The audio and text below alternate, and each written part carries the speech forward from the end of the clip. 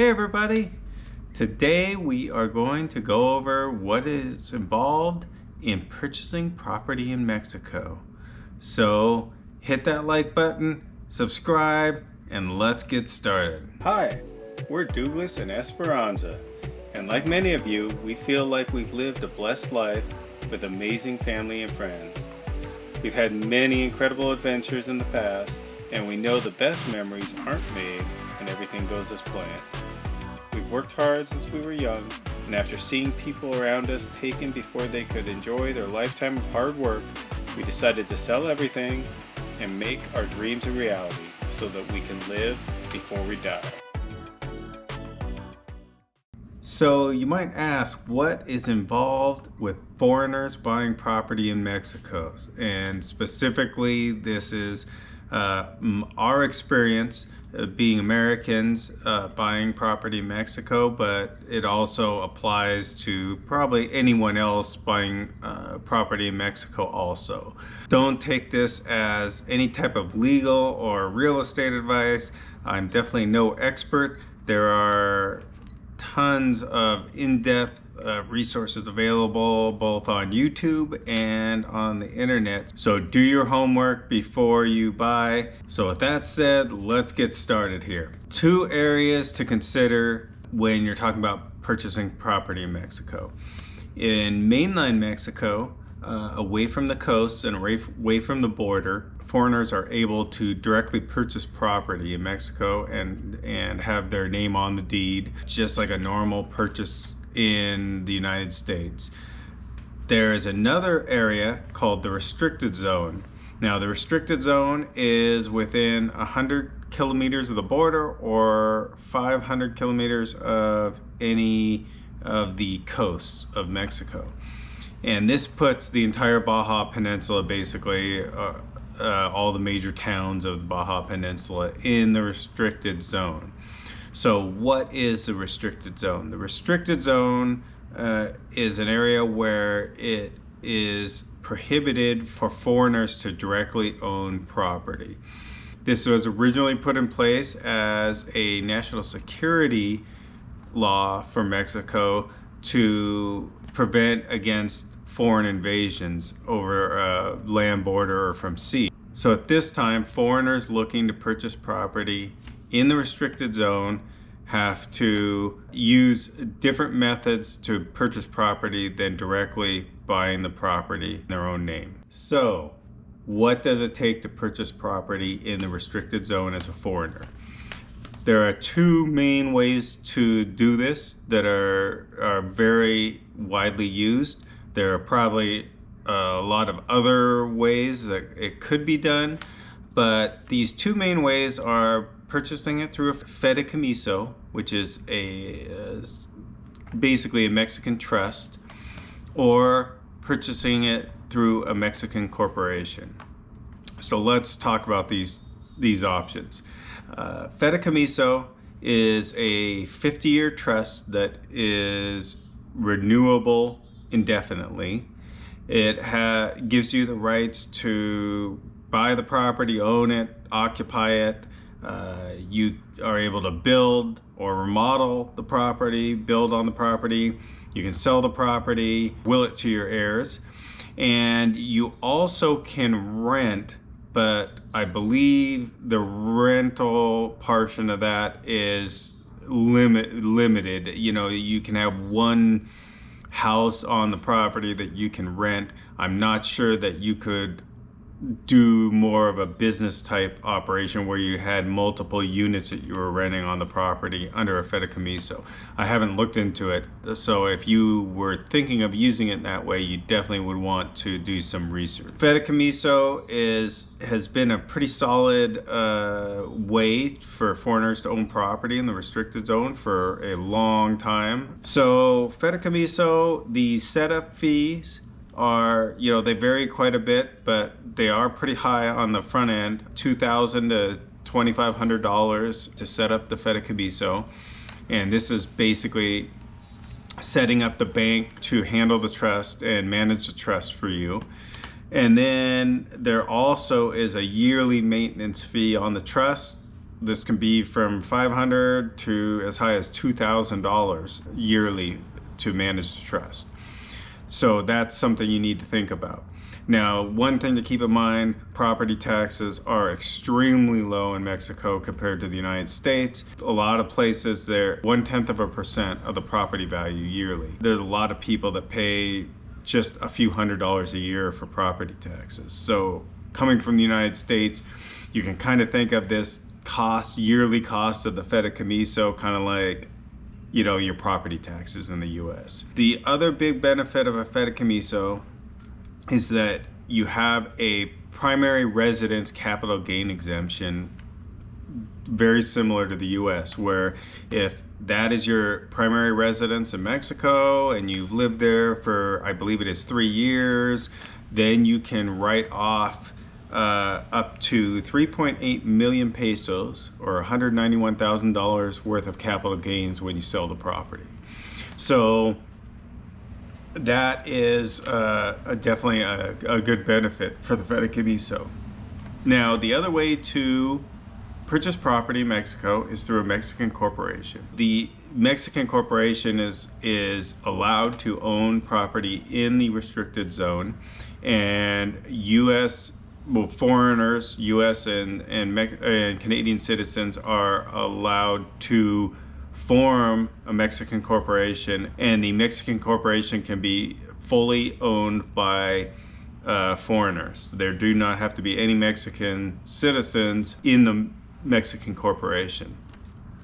And so through this process, you form a Mexican corporation, the Mexican corporation purchases the property, and then you are the full owner of the corporation owns the property, so you are the owner of the property. Again, you have all the rights that you would have through this method as you have with the fideicomiso. You can own it, you can build on it, you can sell it. The one kind of advantage of this, depending on what you want to do with the property, is that this corporation can be used for almost any business activity in Mexico if you set up the right type of corporation.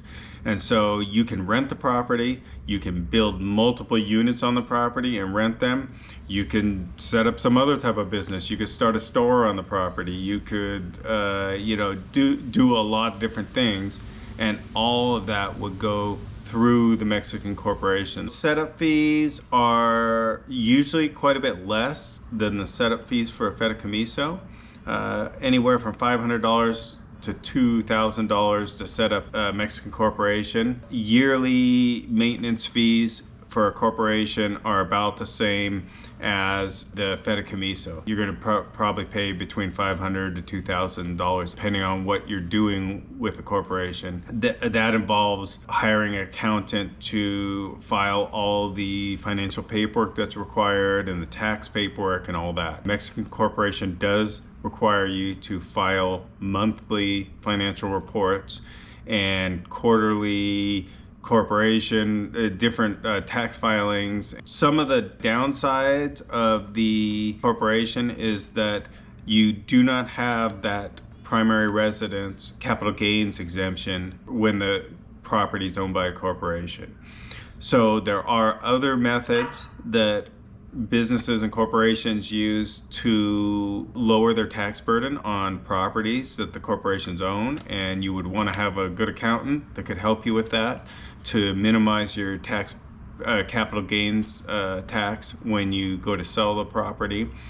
And you need to talk to your accountant about that up front so that you do everything properly and have the proper facturas or tax receipts while you're owning and running the property and the business, so that when you go to sell, you've got all the paperwork and documentation you need to help lower your capital gains tax burden. So these are kind of your two main options for owning. We are going the way of the Mexican corporation because we plan to build, multi-units and rent those out and run that as a business. And so we are doing a Mexican corporation to allow us to do that and anything we might want to do in the future. So you've decided you want to buy land or a house in Mexico, property in Mexico, and you don't know where to get started. Now, theoretically, it is possible for you to do this all yourself without any other professional help. If you were going to go that path, I would suggest that you are very versed in Mexican law, in real estate, Mexican real estate law. And if you're going with a corporation, you need to be very versed in, Mexican tax law, Mexican business law, because there is a lot to know. And everything is in Spanish. So if you are not totally fluent in Spanish, reading and writing Spanish, you're probably going to have a pretty difficult time doing this on your own. Legal documents in the US are hard enough to go through when you're an English speaker. So imagine going through a legal document in a foreign language and all the words and phrases and things that you're going to come upon that aren't used in everyday life. They're only used in legal documents, and you have to figure out what all this means and make sure you have it right. So that's why I would not suggest trying to do any of this yourself. You're going to have to get some help in Mexico, and there's lots of professionals available to help you. So if you're just going to buy a house, or you're going to buy a simple property, not run a business or do anything like that, you may be able to just get by with a real estate agent. And the real estate agents in Mexico, the ones that deal with a lot of foreigners from the US and Canada, know everything you need to do, every step you need to go through. They've done it many times before, and a lot of them will help you with things not even related to real estate. They'll help you with your residency in Mexico. They'll help you sometimes with your getting your RFC, which is your tax identification number in Mexico, which you will need if you're going to buy property. The real estate agent can be a fantastic source, and if the property is clean, meaning the title is clean, it's clear, the property is clean, it doesn't have liens against it, it doesn't have judgments against it, all the bills are paid, all the taxes are paid, a real estate agent can easily do the entire transaction and take you through the transaction and purchase the house with you, and you won't need any other help or any other professional. When the property is either not totally clean, meaning there are issues with the title, there's issues with liens or with other things, or if it's a complicated transaction, maybe it's a property that's been subdivided or it came from some other type of land, and maybe there's other people that have some claims to the property or something, at that point, even a real estate agent may bring in an attorney. There are real attorneys in Mexico that specialize in foreigners purchasing real estate in Mexico. We are going through this process. The land that we found it directly, and we worked directly with the owner of the land, the seller. He, to keep the price low, did not want to go through a real estate agent to pay real estate fees. So we agreed to that. And we only have an attorney that is doing all the paperwork.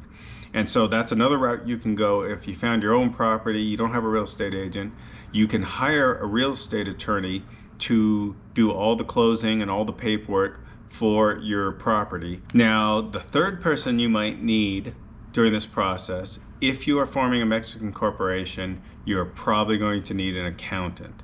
And the accountant is the person that is going to manage your corporation, make sure that all the appropriate financial and tax paperwork gets filed at the correct times, so you don't incur penalties. Yes, you could do this yourself, but it's very, very daunting, all the things that you have to do to set up and maintain a Mexican corporation. So again, if you're going to go that route, I recommend that you spend the money to hire an accountant to manage that corporation for you. Okay, so you found a property, you got all the professionals you need to help you to purchase that property, you're ready to go, the property is free and clear. What else do you need on your end as an American or a foreigner going to Mexico to buy this property? Well, One thing that's becoming more and more important is getting your residency. Now, it is not required at this point yet to purchase a property in a fideicomiso. You can do it without having residency, but it's getting more and more difficult, and I believe you do have to have residency to set up a Mexican corporation.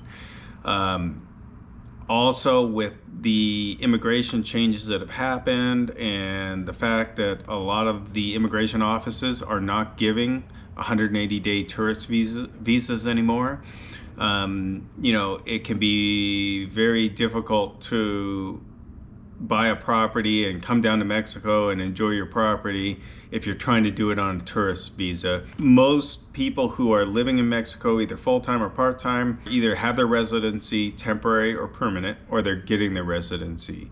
And so that's one of the things that you really should consider. Now, residency, I've made another video about that, but basically it's a two-step process. The first step, you pretty much have to do by yourself. You have to go to the consulate in your home country, in the US, and you have to do the first half of the process with the paperwork and everything. It's not extremely difficult, it's just difficult to get an appointment, and you have to go through all the steps. It can take you know, quite a bit of time, and you have to show financial solvency either through income or investments that meet the requirements of the consulate that you're going to. Now, the second thing that you're going to need is an RFC. An RFC is a tax identification number in Mexico. Mexico has two main government numbers that identify you. They have a population identifier called a CURP, and then they have a CURP, and then they have a tax identification number, which is the RFC. You get the RFC from the Mexican SAT office, which is like the Mexican IRS. They are somewhat backed up on appointments. They have made changes recently where all Mexican citizens over 18 are required to have an RFC, where before only if you were working and paying taxes you had to get one. Now you have to get one if you're over 18. So they've had kind of a run, but they are working to add staffing to the offices to try to shorten these times. We just recently got our personal RFCs. It took us about a month to get an appointment. We had to travel to La Paz. Once we went to the appointment, it was pretty seamless. So those are the two things you'll need to do. If you're getting a Mexican corporation, the Mexican corporation also has to get an RFC, but that's part of the formation process of the corporation, and your accountant will most likely be handling that for you. All right, well, I've thrown out a lot of information in one video. I wanted to try to make a totally inclusive video about the kind of the technical process of buying real estate in Mexico. Now, again, this is not any kind of legal advice. Definitely double check me, double check the information. This is how I understand it from myself going through the process. But hopefully this helps you out, gives you some insight into what it takes. It's not super difficult to buy property in Mexico. There are a lot of resources and a lot of professionals that can help you all the way through the process and make it as seamless as possible. And it's definitely worth it for us, and we're really excited to be going through it. So thanks for watching the video, and don't forget to live before you die.